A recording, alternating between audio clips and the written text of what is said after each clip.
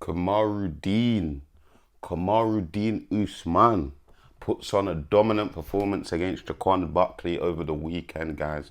So we're gonna break it down, have a little recap, talk about what's next for Kamaru, what's next for Joaquin Buckley. So let's get into it, guys. It's Big Yems, and I'm back with another one as usual. So yeah, we'll quickly talk about Kamaru versus Joaquin Buckley. Great performance by Kamaru. Very dominant performance. And it just showed the level of competition as you do get closer and closer to the top five of most divisions. Obviously, Kamaru is ranked number 5 and Joaquin is ranked number 7, I believe.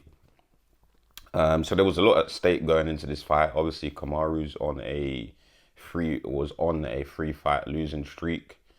So it was kind of a must win for him. And if you guys had watched my previous video, you would have seen how I said this kind of make or break for him, because if he did lose that fight, would have left him in a weird position in his career, because he's 38.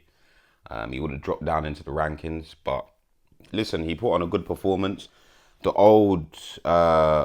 Usman of old times kind of came out, because I feel like in Kamaru's last maybe 4 or 5 fights, he's not really. Kamaru was always that dominant wrestler. He'll take you down, beat you up on the ground. But then as he got deeper and deeper into his UFC career, I feel like he started to trust his striking a bit more, even though I don't think his striking is the best. But hey, he knocked out Jorge Masvidal, who is, in terms of striking, is levels above Kamaru. So I feel like the knockouts that Kamaru got against even Burns, it kind of gave him the confidence to say, you know what, like, I trust my striking a bit more. And I feel like that's kind of what, obviously Leon executed something that was part of his game plan, and something that they planned for, they trained for. Did anyone think he was going to land it? No.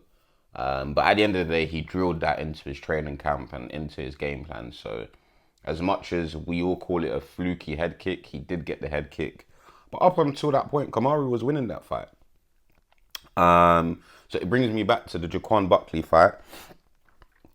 I feel like this fight, we got the Usman of old times, who would dominate you with the wrestling, bit of striking, not too much. And yeah, man, he did put the wear and tear on Buckley, man. He took him down from the first round. It was easy for him to take him down. He could hold him there, did some damage with the ground and pound. And it just shows that, listen, Joaquin Buckley, I don't think a lot of guys are going to be able to do that to him in the division. But however, Kamaru Usman is a very elite wrestler, and he's been in the mixed martial arts game for a while now. So listen, there's levels, man. There is levels when it comes to it. What I will say, listen, Kamaru won near enough every round, if I'm completely honest. But Joaquin was still in the fight. He didn't look like he was tired or anything like that, so, which is good. The one thing I will say, though, going into the 5th round, Joaquin did start to stuff some of Kamaru's takedowns, and that's because his coaches told him to go into a more bladed stance, which was actually helping. And I'm not going to lie to you guys, I know Kamaru's 38, and I don't know if it's because he's been off for 2 years, but in the 4th round, he was starting to show signs of like getting a bit tired. And then when we went into the 5th round, he did really look a bit tired.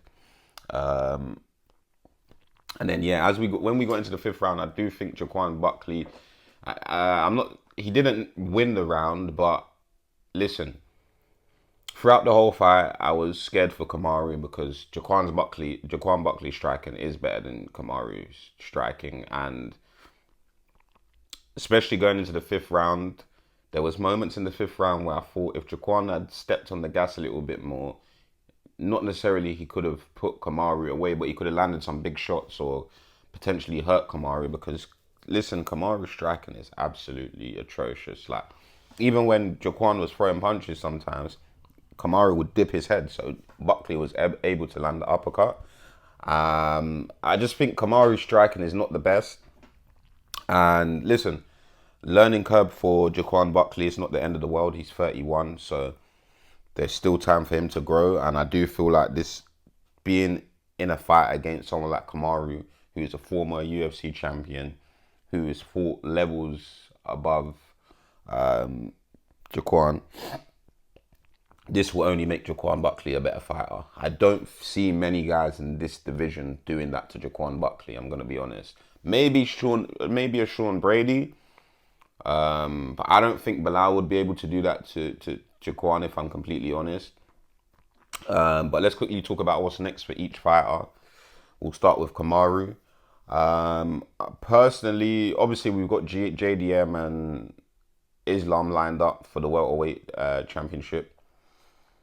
Kamaru has said he would like the winner of that, but that fight is not going to happen until maybe September or maybe October. Who knows? Maybe it'll be closer towards the end of the year. So this is what I think should happen. I think we should get Kamaru versus Bilal Muhammad. I know some people might not want to see that, but they've been going back and forth for a while. They have history because obviously Bilal went on Kamaru's podcast and apparently he made Kamaru cry, etc., etc. So listen, and they've been talking a lot of shit to each other. So that's a fight I would like to see. I do think Kamaru wins, but we'll see. So that's personally, I think that's the fight to make next. Kamaru versus Bilal. If Kamaru beats Bilal, then there's no denying he gets a title shot next. That's my opinion. And then for Joaquin Buckley, it's a tough one, man. It's a tough one. Obviously, we got Sean Brady. Oh my God. Guys, you know what I could actually see the UFC doing? And if they do this, it's not a good day for him. I can see the UFC, and it's just come to me, I can see the UFC doing Joaquin Buckley versus Leon Edwards. Let's quickly look at where Leon Edwards is in the rankings. I'm sure, what's his face? I'm sure Joaquin Buckley will probably remain at number 7. Let's quickly check that. Wait. Okay, yeah. So Joaquin Buckley is still ranked at number 7. Kamaru is at number 5. Obviously, Shavkat is still out. I don't think he's going to be back this year. But if he is, they could do Joaquin Buckley versus Shavkat, because I do think it's probably going to be Sean Brady and Ian Gary next, probably. Yeah. That's what I see happening sometime this year. And then, listen. They could do Joaquin Buckley versus Michael Morales. And the welterweight division is looking good right now. And you know what? I need to do a little video breaking down this division because it's very fucking active. But yeah, I think Joaquin Buckley should fight Leon Edwards next. That's the fight I think the UFC should make. But I'm going to be honest, guys. I think Joaquin probably beats Leon. I just don't think Leon has that dog in him. And since he's become champion and lost the belt, I just don't think he's got that hunger anymore. So, but yeah, that's the fight I would do. Joaquin Buckley versus Leon Edwards. And you know why that's actually good if they do that? If they do that and Joaquin beats Leon, we're getting the old generation slowly but surely out. You know what I mean? Out of the top 5. Then Joaquin creeps in, and I'll be honest, I think if Leon loses to Joaquin Buckley, I don't think he climbs back up into the top 5. So that's what I would do. Listen, the sport is moving forward. It's growing every day. So at the end of the day, it's the new gen that are going to carry the sport on from now. Like, it's that time, man. Like, even me, I'm 27, so I'm at a point in my life where it's my generation of people who are starting to, take over the game.